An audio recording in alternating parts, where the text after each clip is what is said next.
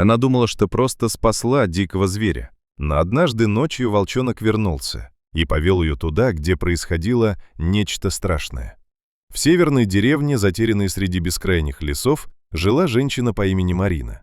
С каждым годом людей здесь становилось все меньше. Молодежь уезжала, дома пустели, улицы погружались в тишину. Марина давно привыкла к одиночеству. Утром чай у окна, днем работа по хозяйству, вечером редкие огни соседних домов. Но однажды в ее жизни появился тот, кого она совсем не ожидала. Поздней осенью, несколько лет назад, Марина отправилась в лес за хворостом. Уже смеркалось, когда она услышала тихий жалобный писк. Звук был слабый, почти безнадежный. Женщина пошла на него и вскоре увидела маленького волчонка, попавшего в капкан браконьеров. Он был совсем крошечным. Лапка зажата железом, шерсть в крови, глаза полны страха.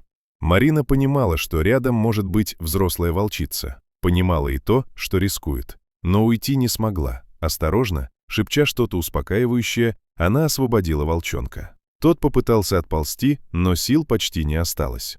Марина принесла воды, оставила еду и ушла, чтобы не пугать его.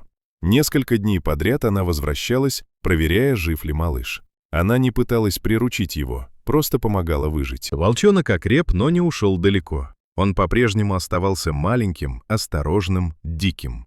Иногда Марина замечала его среди кустов неподалеку от дома. Он не подходил близко, но и не исчезал окончательно, будто запомнил. Между ними возникло молчаливое понимание.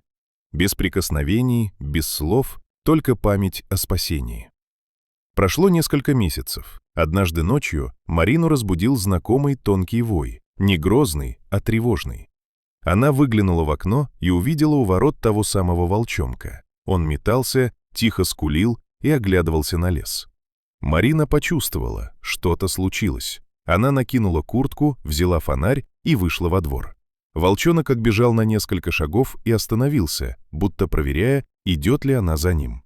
Потом снова побежал вперед. Он вел ее. Дорога оказалась долгой. Маленький силуэт мелькал среди деревьев, останавливался, ждал. Наконец они вышли к старой заброшенной хижине в глубине леса. Из трубы поднимался едва заметный дым. Дверь была закована цепью снаружи. Сердце Марины забилось чаще. Подойдя ближе, она услышала приглушенный плач, детский.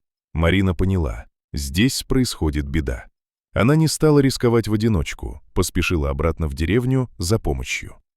Когда жители и полиция вскрыли хижину, внутри нашли 2 похищенных детей. Их прятали там временно.